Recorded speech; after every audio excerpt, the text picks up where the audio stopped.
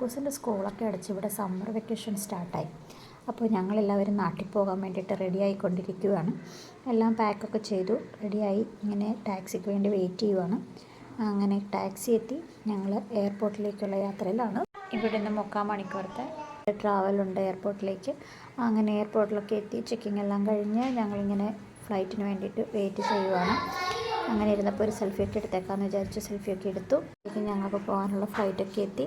അങ്ങനെ ഫ്ലൈറ്റിലേക്കുള്ള യാത്രയിലാണ്. ഞങ്ങൾക്ക് പോകാനുള്ള ഫ്ലൈറ്റാണ് ബാക്കിൽ കാണുന്നത്. അവിടെ നിന്ന് ഫോട്ടോയൊക്കെ എടുത്ത് ഞങ്ങൾ വീണ്ടും ഫ്ലൈറ്റിനുള്ളിലേക്ക് കയറി. ഫ്ലൈറ്റിനുള്ളിൽ കയറി കഴിഞ്ഞപ്പോഴത്തേക്കും വായിക്കാനും പടം കാണാനും ഒക്കെ ആയിട്ടൊരു ബുക്കൊക്കെ കിട്ടി. അതുമായിട്ട് ഭയങ്കര ബിസിയായിരുന്നു. ഇവിടുന്ന് 1 മണിക്കൂറത്തെ ട്രാവലുണ്ട് ഹൈദരാബാദിലേക്ക്. ബോറടിക്കണ്ടല്ലോ എന്ന് വിചാരിച്ച് കുക്കൂസിൻ്റെ ബാഗിൽ കുറേ ടോയ്സൊക്കെ എടുത്തിട്ടുണ്ടായിരുന്നു. എടുത്ത് കുറേ കളിയൊക്കെ കഴിഞ്ഞപ്പോഴത്തേക്കും അടുത്ത ഫോൺ കാഴ്ചയിലേക്ക് പോയി. അങ്ങനെ ഞങ്ങൾ ഹൈദരാബാദിലെത്തി. ഹൈദരാബാദിൽ 1 മണിക്കൂർ വെയിറ്റ് ചെയ്യണമായിരുന്നു. അതിനുശേഷം ഞങ്ങൾ നെക്സ്റ്റ് ബാംഗ്ലൂരിലേക്കുള്ള ഫ്ലൈറ്റിലേക്ക് പോയി. അപ്പോൾ ബാംഗ്ലൂരിലെത്തിയപ്പോഴാണ് ഭയങ്കര മഴ.